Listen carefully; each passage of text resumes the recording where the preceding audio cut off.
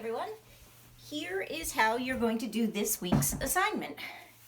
You should have a sketch of a simple object on an 8-inch square piece of paper with a horizon line behind it. You're going to take a ruler and measure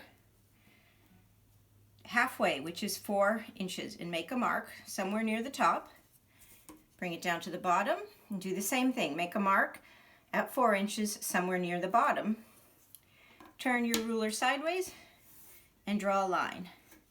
Because what we're going to do is only one image, not two, because I think this process is going to take a fair amount of time.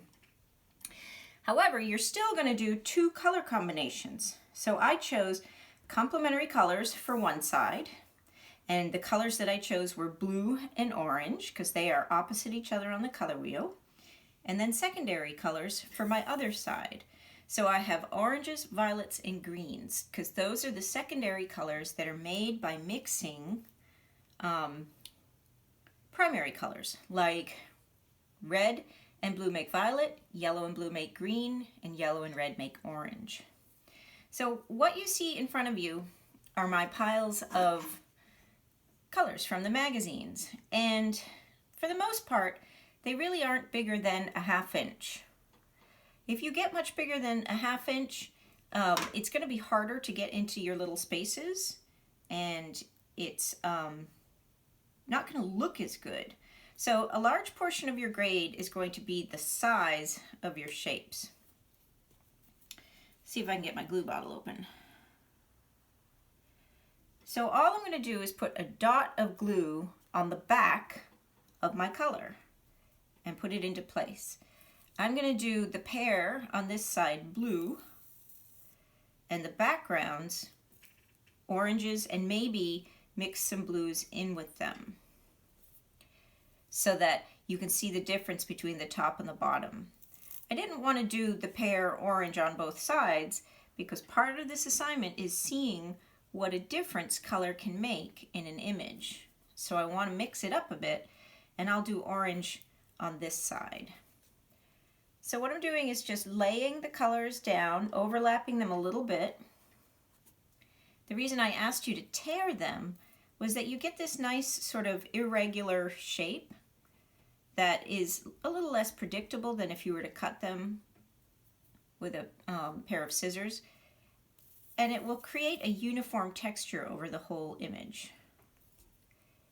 If you don't have Elmer's glue or white glue like this, you can use the glue stick that I offered you in your packets, and you would just want to turn the piece over, give it a quick swipe with the glue, and then put it back into place.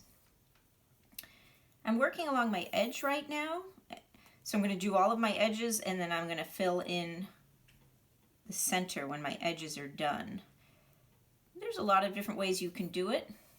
Try to keep from getting glue all over the top if you can of the magazine paper. And I'm mixing up my colors a little bit, so you don't see the same thing everywhere. I think it'll give a nicer effect. And it's okay if they overlap a little bit. When you are done, as you'll see in the time lapse that I'm going to do after I'm done explaining this, you are going to not see any of this white paper. The background will all be covered. And don't worry if your pieces don't lay totally flat. It's okay if they curl up a teeny bit. So I'm going to hold off on doing the top of the pear there because I want to see if I can find a piece that fits that a little bit better. Alright, so that's just how I'm putting the shapes into place. If you want, you can try to make like one side darker than the other. If I imagine a light source coming from here, this side of the pear would be darker. So I can use some of my darker colors over on this side. And hopefully by now you have all of your pages ripped because that was part of the asynchronous assignment last week. And I know I gave some of you time in class to do it.